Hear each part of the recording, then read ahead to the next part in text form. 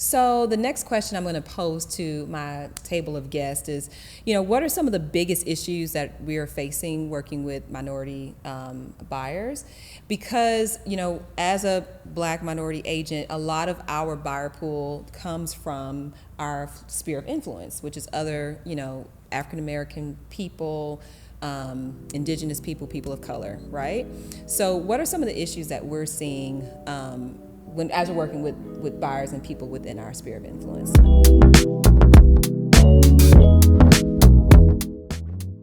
So Tara, I'll ask you first, and then we'll go to somebody else on the other side. Okay. For me, in the area of real estate that I work in, I still experience quite a bit of discrimination, whether it's walking through a property, just so happens the homeowner is there, they notice my client, and they create tons of obstacles for that client to purchase. Or, other realtors will make comments that are discriminatory or that can be seen as racial slurs. And it happens often. Mm-hmm. It's not something that is, once or twice. It's a regular occurrence still. Mm-hmm. Okay. And what about you, TJ? I tend to get a lot of misinformation sometimes. A lot of times the first time people learn about money is from salespeople. And they are getting information that would benefit whoever's communicating the information. Mm-hmm. And so, I think it can kind of be a block sometimes in regards to what their perspective is. And then too, we get a lot of sound bites right now across social media. Mm-hmm. And I hate talking about social media, but it's one of those things to where I literally will see people go on rants about their perspective on real estate. And the reality is, the undertone is, I'm not in a position to get it right now, so I want to down it. Mm-hmm. And I want to reaffirm myself. And that will start resonating with people. Right. Real estate ain't for everybody and this, that, and the other. And I'm like, 150-year history will show that if we can get 40 acres and a mule, let's try to get it. And so, but I think it's just not understanding how it looks coming to term. I got a close friend right now that's relocating for work. They bought a house. I talked to them for a long time because they were a big stock market guy, and talked to them for a while about, hey, buy a house. And this was in another market, so it wasn't even thinking I could help them with. But I just told them, try to buy a house. They've owned that property for 2 years and will make $150,000 to relocate.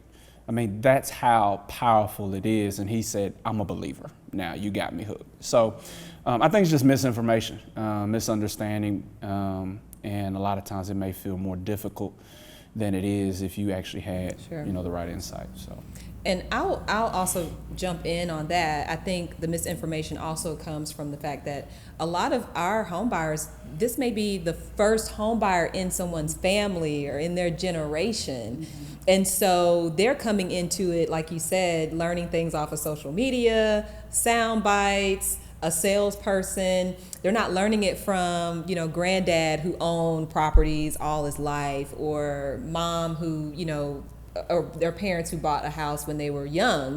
They may not have had that. Do you experience that, Terry? Yeah, definitely. I would say one of the biggest things is, I think a lot of the people of color, like you said, that are coming in, that you're not coming from a place where there was generational wealth, or that you are the first homeowner in the family or not. And so when a lot of the buyers that are out there and they're wondering, where are these people getting this money to pay all this cash? Mm-hmm. And a lot of time that's coming from money from other homes that those other families have bought and purchased in the past. And so now they have liquid cash that they can go and purchase these other homes and have larger down payments. Mm-hmm. So we all know that minorities, they make less than other nationalities and different ethnic groups. Mm-hmm. So when they come to play ball and they come to the table, if you're someone who doesn't have a home that you've sold and you mm-hmm. actually have got that money, the equity to put down on the next house, or even let's say if you didn't have a 401k or something that you can look back, that you can actually pull that money from, you're out here in a race to try to buy a home with someone who has way more money than you do.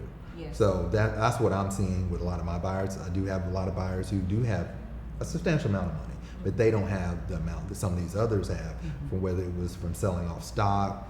I'm not going to say Bitcoin or anything, but some of the assets, of the different asset classes that some of these other people have. So I find that to be a challenge. The affordability comes in, not really necessarily the affordability, but having the resources to overbid on the properties and to pay to go over on the appraisal and things like that. To be competitive, Exactly. yeah. And is that what you're seeing, like from the for working first time home buyers and like lending and the type of financing that first time home buyers are able to get? 100%. A lot of my clients, I'd say at least 50% are single minority females. They maybe have kids or maybe don't have kids. But the fact that they're single, that's one income now. So that kind of puts them a little bit behind. And then a lot of them need down payment assistance, which can be another hurdle because sometimes it takes a little bit longer to close those loans. And sometimes on the other end, the seller sees that type of financing and says, oh, well, no, we don't want to wait that long, or maybe this person is not as credit worthy as someone else, which if someone has been pre-approved and they're ready to go 9 times out of 10. So, the seller will get their cash regardless, but sometimes that becomes a hindrance if they need a little help. Which has been historically, a lot of people have used, down payment assistance in those programs. But yeah, that's what I'm seeing from a lot of my clients, is that hurdle, trying to get to what Terry was saying, to his point, just kind of behind the 8 ball because they don't have that. They're the first one making that purchase, and they just don't have that strong financial position. Yeah, and I think that's so we're going to talk about like what are some of the misperceptions of Black and minority agents, but is that, well, from hearing what you guys have said, it is so important for us to help our community, because I think that we are some of the strongest advocates for our community. Like, we understand, when someone comes to us, what they're coming from, and we are truly here to help them and be an advocate for them.